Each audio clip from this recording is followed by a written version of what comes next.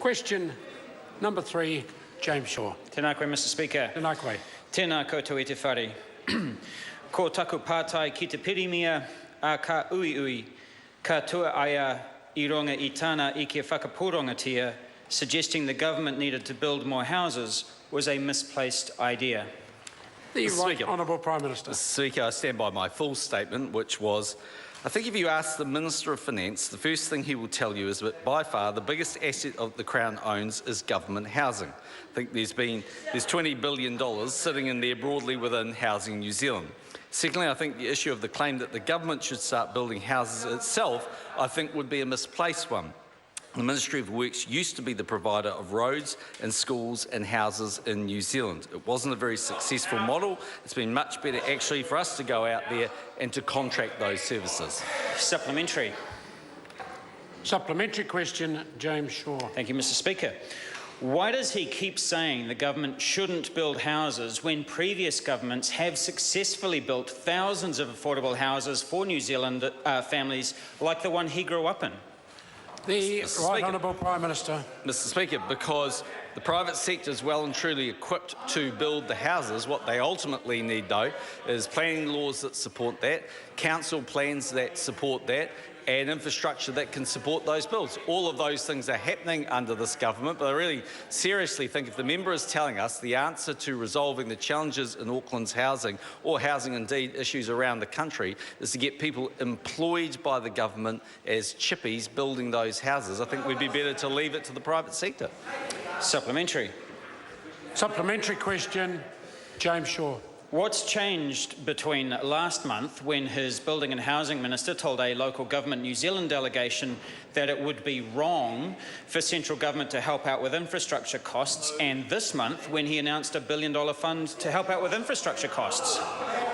The Right Honourable Prime Minister. Speaker, well, as is always the case with the quotes, and as I demonstrated with the one from the member before, they're often taken out of context. But, Mr Speaker, the government, and in fact the Minister, has been talking to local government New Zealand for over a year. These issues about infrastructure, these issues of infrastructure have been raised for quite some time, not only by mayors and councils but by others. And I would have thought the member would be applauding the fact that the government is making it easier for the councils actually to connect up the main infrastructure to allow affordable and other homes to be built. Supplementary. Supplementary question, James Shaw. Will the government prevent land banking and make sure houses actually get built in areas developed with the infrastructure fund, or will they look the other way while speculators make a quick buck like they did in the special housing areas? The Right Honourable Prime Minister. Well, I think it's important to understand that the infrastructure fund is used for infrastructure that's built that connects these subdivisions ultimately to the core infrastructure. Developers still have responsibility for the infrastructure actually on the land that they develop. Interesting enough, if the member wants to ask the Minister of Housing, I'm sure he can give you the exact information, but I think of the 200-odd special housing areas, over 130 of them now have works actually on them. Land banking, is always an issue if there are potentially blockages in the system, but ultimately people only hold on to land for longer than they otherwise probably should do if it's such a long way out that they're taking an incredibly long-term view, or more likely than not actually that the price rise in land is faster than the cost of capital. By releasing a lot of land onto the market, as we did in Christchurch, you can demonstrate quite clearly they actually resolve that issue. Supplementary. Supplementary question, James Shaw. Are the government's musings about using the Public Works Act to take private land for housing a confession that he's let this crisis get totally out of control? The Right Honourable Prime Minister. Speaker, no, the Minister of Housing was simply making the point that under a UDA, the powers of that UDA could be quite broad. It is always possible that within an area defined as part of an urban development authority, there could be one particular piece of land or block of land that might need to be acquired to allow the overall block to be developed, or there may need to be changes in designations like reserves, which could be then replaced somewhere else. But, Mr Speaker, that's not really the preference of the government, is to be riding roughshod over property rights. Our preference is always to negotiate with parties, but ultimately the member himself is admitting that this is a significant challenge and we do need to release more land faster. Supplementary. Supplementary question, James Shaw.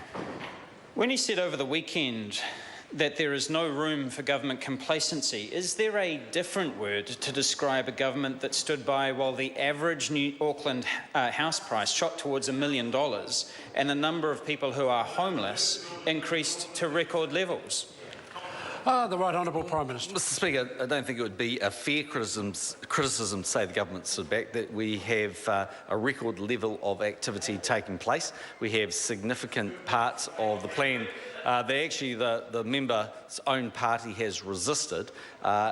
And I think it's worth remembering that if you go back and have a look at the first 3 or 4 years when I was Prime Minister, the issue of housing was not a significant issue. What has turned around in that time is that New Zealand has become a much more attractive destination.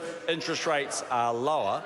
Optimism in the economy is very strong, and the government's policies are working, which is actually driving a lot greater demand in the New Zealand economy. So we have responded to that. That's why there's so many more houses being built in Auckland. Do we need to build some more? Yes, but we're working on that. Supplementary. Supplementary question, James Shaw. Amongst all of the announcements that this government is making about housing, why is the one thing that it consistently refuses to do is to actually build more houses? Order. The Right Honourable Prime Minister. Well, I thank the member for confirming that the government has a comprehensive plan to housing, because it does. Mr. Speaker, the very point about building a house is not who employs the builder. It doesn't matter whether that's employed by a ministry in the government or Fletcher's. They still will face the same issues about the length of time it takes to put in infrastructure, the length of time it takes a council to issue the plans, the amount of land that's ultimately available, the infrastructure that's required to support that. The member seems to miraculously think that just because the cheque for the wages of a carpenter would come from a government department and not a private sector company, somehow it would make things go faster.